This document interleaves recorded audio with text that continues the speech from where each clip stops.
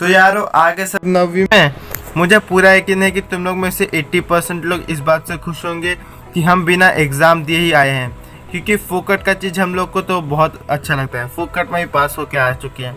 पर कुछ पढ़ाकू लोग इस बात से दुखी होंगे कि हमारा 1 साल का ट्रॉफी चला गया। पढ़ाकू कहेंगे, पर हम उनकी बात नहीं करेंगे फ़िलहाल। मुझे ये भी यकीन है कि तुम लोग ने अब तक अपने सीनियर्स भाई बहन लोग से बुक्स तो ले ही ली होंगी। भाई बहन लोग से सेकेंड हैंड बुक लेना ये हमारी एक प्रथा है और इसे हमें पूरी तरीके से निभाना चाहिए।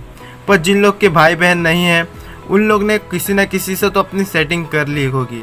बस कुछ लोग इस बात से दुखी होंगे कि भैया गाइड मिल जाती तो मज़ा आ जाता।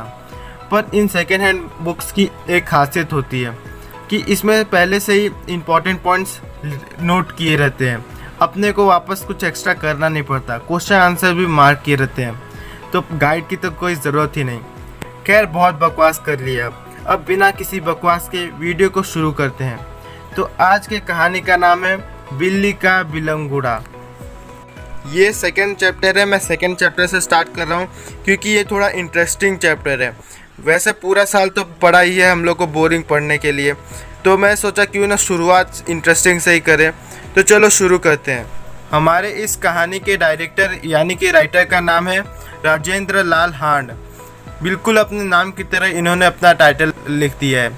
सोचा होगा कि मैं भी थोड़ा फेमस हो जाऊँ, बच्चे पढ़े तो मेरा नाम भी पढ़े। हम लोग कभी याद तो करते नहीं उनका नाम। वैसे बड़ा ही इंटरेस्टिंग चैप्टर है। तो इसमें उन्होंने एक अपना अनुभव शेयर किया है। उनके साथ एक इंसिडेंस हुआ था।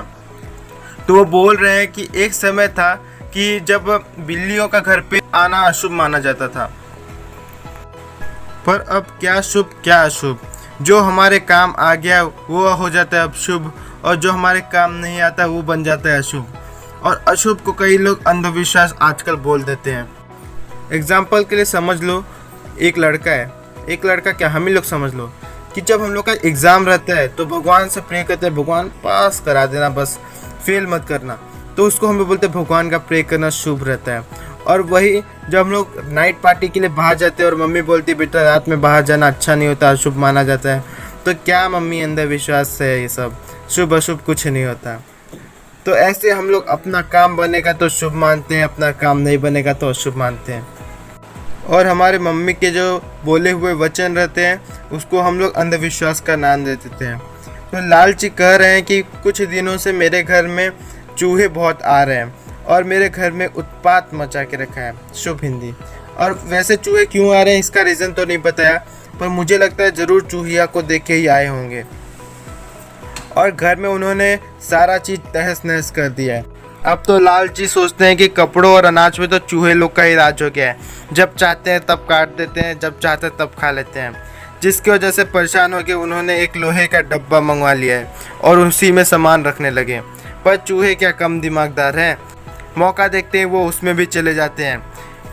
इन सब चीज़ों की वजह से लाल जी हमारे बहुत परेशान हो गए थे। फैमिली से बात करने के बाद उन्होंने सोचा कि क्यों ना घर में एक बिल्ली लाई जाए। और तुम लोग को तो मालूम है कि बिल्ली के फेवरेट होते हैं चूहे। बिल्ली लोग को बहुत प्यार होता है चूहों से। ऐसा लगता है कि उनके लिए हम लोग जान देते, क्योंकि खाने के लिए तो जान देना ही पड़ता है। आखिर में हमारे लाल जी को भी घर में बिल्ली लानी पड़ी। बिल्ली आते ही उसकी खातिरदारी शुरू हो गई। जब बच्चे चाहे दूध पिला देते और जब घर में खाना बच जाता तो उसको रोटी खिला देते। लाल जी को कोई टेंशन नहीं था, क्योंकि उसका जो भी खर्च होता था वो उनके ही खाने से वसूल हो जाता था। जो बचा हुआ खाना रहता था वही बिल्ली खाती थी। उसने अपना काम शुरू कर दिया, चूहों का सफाई करना। चूहे चूहिया दोनों परेशान हो गए और दोनों को घर से बाहर निकलना पड़ा। अगर उस समय बिल्ली का एक्सरे किया जाता तो उसके पेट में करीब करीब आधे से जो ज़्यादा चूहे ही भरे रहते हैं और बाकी चीज़ तो कुछ नहीं रहती। बिल्ली की इन्हीं सारी मेहनतों से एक दिन ऐसा आ गया जब लाल जी और उनकी फैमिली चूहे क्या होता है ये एक प्रकार से भूल ही गए। पर अब उनके सर पर एक और टेंशन आ गया। अब वो टेंशन चूहे नहीं थे, अब वो टेंशन थी बिल्ली। अब चूहे लाल जी के लिए बेचारे हो गए थे।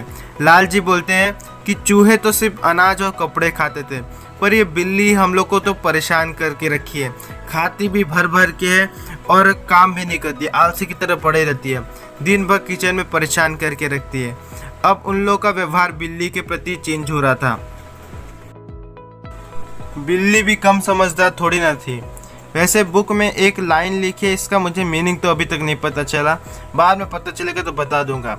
इसका वर्णन उन्होंने ऐसे किया है कि बोला है कि बिल्ली जो शेर से काबू में नहीं आई वो हमसे कैसे मात खा जाती।